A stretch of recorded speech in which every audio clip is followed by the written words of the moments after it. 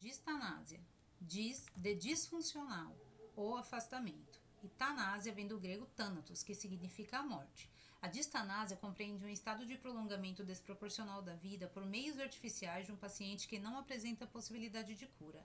A esse tema são atribuídos paradigmas que trazem conflitos éticos. A medicina hipocrática, que prevê os cuidados e conforto do paciente, pacientes mantidos vivos a fim de prolongar a vida de outros pacientes com transplantes de órgãos, a medicina moderna, que por meio de tecnologia torna realidade o prolongamento da vida, a utilização de máquinas sofisticadas capazes de substituir e controlar órgãos disfuncionais com o intuito de aguardar a cura, a morte como um evento que implica na dignidade da pessoa humana, familiares que não estão prontos para deixar seu ente querido morrer, o custo elevado e doloroso de tratamentos que não findam na cura, a morte como sinônimo de fracasso de familiares e de atuação médica, a possibilidade de uma morte digna e em paz. Todas essas questões transformam o morrer mais problemático, difícil de prever, mas ainda difícil de lidar, fonte de complicados dilemas éticos e escolhas geradoras de angústias, ambivalência e incertezas, trazendo à mente pensamentos conflitantes e o paradigma da cura e do cuidado.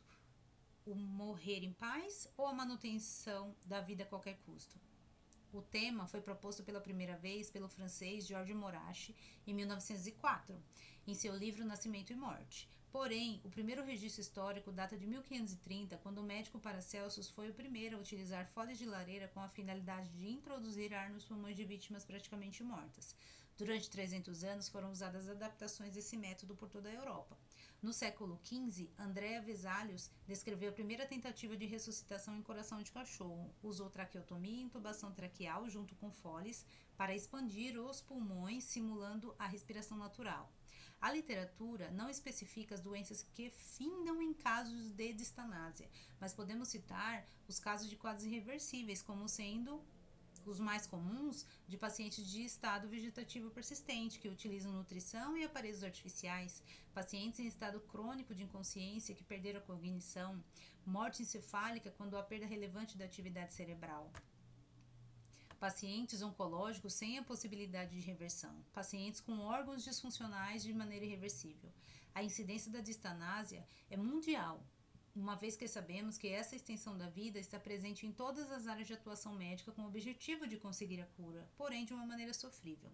Um dos primeiros casos descritos e classificados como distanásia, que teve proporção mundial, aconteceu em 1975 com Karen Killen, de 22 anos. Deu entrada em abril de 75 na emergência de Nova Jersey, em estado de coma e com etiologia nunca esclarecida.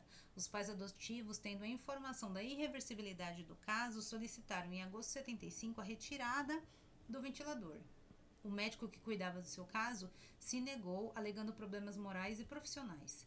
A família entrou com processo na justiça em novembro de 75 e apenas em março de 76 foi concedida a permissão do desligamento dos equipamentos. Após isso, a paciente sobreviveu mais 9 anos sem o uso de respirador e mudanças do seu estado neurológico, vindo a falecer em 11 de junho de 1985. Outro caso de comoção mundial foi do bebê Charlie Gard, nascido em agosto de 2016, no Reino Unido. Foi diagnosticado com miopatia mitocondrial. O hospital pediu judicialmente o desligamento dos aparelhos pelo quadro raro e irreversível. Os pais também entraram na justiça, mas para pedir a continuidade do suporte artificial e de procedimentos experimentais. O hospital ganhou o desligamento dos aparelhos e Charlie faleceu em 28 de julho de 2017. Esse caso teve repercussão midiática internacional, inclusive com o pronunciamento do Papa Francisco, que passou a defender a vida do pequeno britânico. No Brasil, não há legislação penal específica para a distanásia, porém esse assunto é abordado no Conselho Federal de Medicina através da Resolução 2217. Em seu artigo 41, ela diz: defender os cuidados paliativos e que não se justifica prolongar um sofrimento desnecessário em detrimento à qualidade de vida do ser humano. Ainda na Resolução 1995 de 2012, o CFM prevê ainda as diretivas antecipadas da vontade ou testamento vital, onde o paciente decide de maneira prévia e expressa as condições dos tratamentos e até que ponto serão feitas as intervenções médicas. O CFM é uma autarquia federal e tem eficácia entre os membros do Conselho Federal de Medicina. Se suas resoluções forem violadas, poderão gerar consequências de direito administrativo, mas não implicam em alçada criminal. Porém, a Resolução 1995 tem aval do STF, que reconhece a autonomia do paciente e engloba o princípio da dignidade humana. A Constituição Federal assegura a garantia das necessidades vitais de cada indivíduo, provendo a possibilidade de cada pessoa conduzir a vida e o direito de morrer de forma digna. A própria Constituição prevê a proibição da tortura e tratamento desumano. Mas até que ponto sabemos o que pode acontecer no momento seguinte? E se o próximo tratamento experimental der resultado? E se conseguirmos a cura com o próximo procedimento? Em primeiro momento, e quando pertinente, a equipe médica toma as medidas e precauções para que a vida do paciente seja preservada.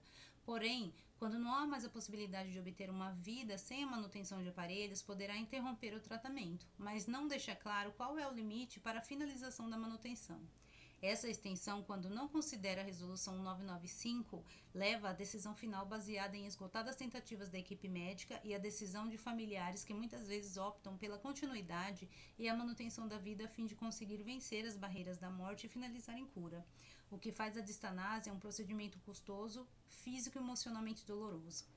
A distanásia distorce o conceito de morte digna, deixando de proporcionar conforto e tranquilidade nos últimos momentos da vida. Esse tema implica em sérios questionamentos em relação à utilização das UTIs, conscientização a respeito do conceito de morte cerebral, ressuscitação, doação de órgãos, transplantes e investimentos de recursos na área. Seja no tocante da manutenção da vida ou em sua extensão, o cuidado do paciente em estado terminal é a essência do trabalho da enfermagem. Requer do enfermeiro não só conhecimento sobre o manejo da dor, sintomas clínicos, comunicação entre equipes, familiares ou pacientes, mas também conhecimento e reflexão sobre morte, respeito, terminalidade e espiritualidade. Essa é uma reflexão que cabe a nós enquanto sociedade, onde a prática da distanásia representa um percentual de 64,2%. Somos uma sociedade que, de fato, sabemos reconhecer que a morte faz parte da vida?